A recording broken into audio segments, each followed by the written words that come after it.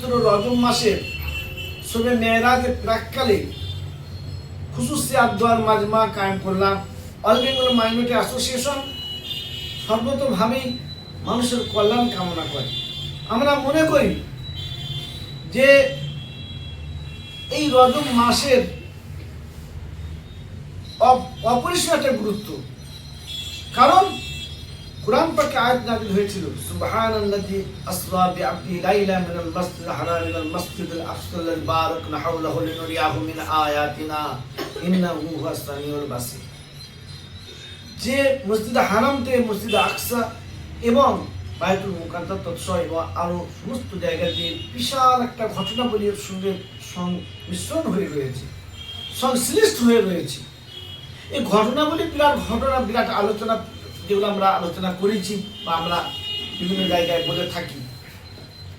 মূলত এই দিনেতে নবী পাক সাল্লাল্লাহু আলাইহি সাল্লাম যে সমস্ত সাতব আসমান অতিক্রম করে আল্লাহ পাকের কাছ থেকে যে তোহফা পেয়েছিলেন, উপঢৌকন পেয়েছিলেন নামাজ, এই নামাজটা যে আমাদের কাছে এসেছে, আমরা চাই আগামী প্রজন্ম, আগামী ভবিষ্যৎ নামাজমুখী হোক, নামাজের দিকে আগে আসুক, বা জামাতের সঙ্গে ৫ ওয়াক্ত নামাজ কায়েম করুক, নামাজটা পড়ুক, এবং এই নামাজের মাধ্যমেই ইন্নাস সালাতা তানহা আনিল ফাহশা ওয়াল মুনকার, এই নামাজ কিন্তু সমস্ত কিছু খারাপিগুলোকে দূরীভূত করে দেবে।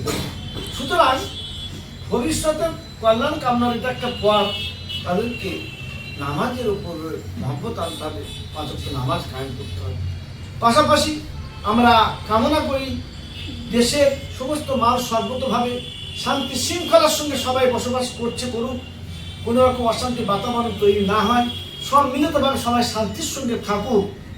নির্বাচন কমিশনের কাছে বলবো যে আপনারা সঠিকভাবে মূল্যায়ন করে করুক, যে সমস্ত কাজ এসআইআর এর আমরা বিপক্ষ নয়, কাজগুলো হোক, যেন ভালো কাজ, কিন্তু এগুলো হতে গিয়ে একটা জাতিকে টার্গেট করে সেই সমস্ত জায়গায় মানে বহুলাংশে বেশি বেশি করে খালি রিপোর্ট পাঠানো হচ্ছে, তাদেরকে ডেকে পাঠানো হচ্ছে ইত্যাদি, আর অন্যান্য জায়গায় কম দুটো একটা করে, এগুলো খারাপ জিনিস।